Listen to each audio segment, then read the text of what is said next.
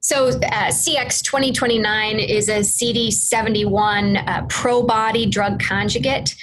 CD71, first of all, is a transferrin receptor, so it internalizes transferrin-bound iron. It's a very relevant receptor for both healthy cells where there's a high iron requirement, like in the bone marrow, as well as malignant cells that are using iron to incorporate, grow, and divide. And so CD71 has been studied as a potential drug target for many, many years, but because it's expressed on healthy as well as malignant cells, it's been hard to target. The fact that it's targeted in the context of a PROBODY drug conjugate is super important here. PROBODYs are masked antibodies.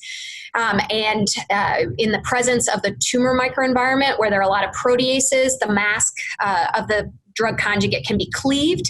That allows CD71 to be targeted and the drug conjugate to work as an antibody drug conjugate would. But the key is that it needs to be unmasked or activated in order to work. So we think that it is targeting the malignant cells and for the most part, leaving the healthy cells alone.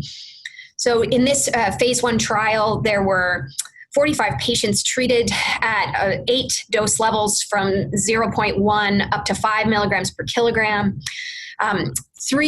Patients were treated at doses up to 3 milligrams per kilogram and were very well tolerated.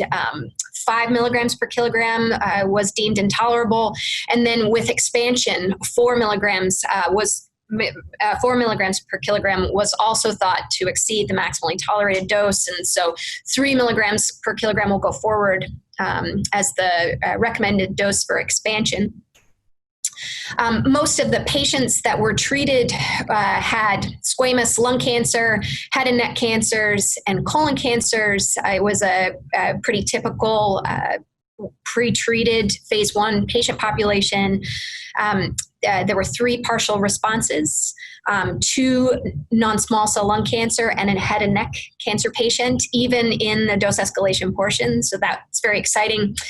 And all patients tolerated treatment well. The drug is well tolerated. There are 2 interesting adverse events.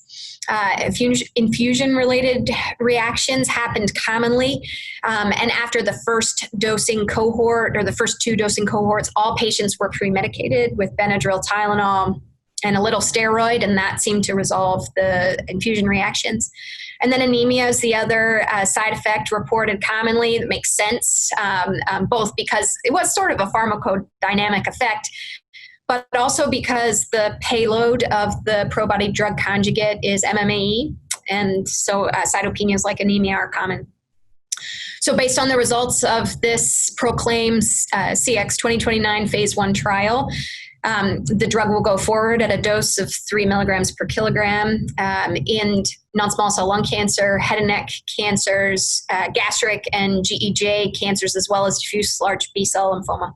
I'd say for a lung investigator, the CX-2029 data is quite exciting, especially because it's a novel mechanism of action. It's not chemotherapy, it's not immune therapy, it works in an entirely different way. But the reality is that most squamous lung cancer patients need an option after they've progressed on chemo and immune therapy. And so this has filled a niche for me, and I'm excited to use it more going forward. And while we talk about the long-term responders in non-small cell lung cancer, they are 20%. But that leaves 80% that still need alternatives that are tolerable, that allow people to live with their cancer as they've become accustomed to with immune therapy. And so the world and the field is ripe for novel agents like this one.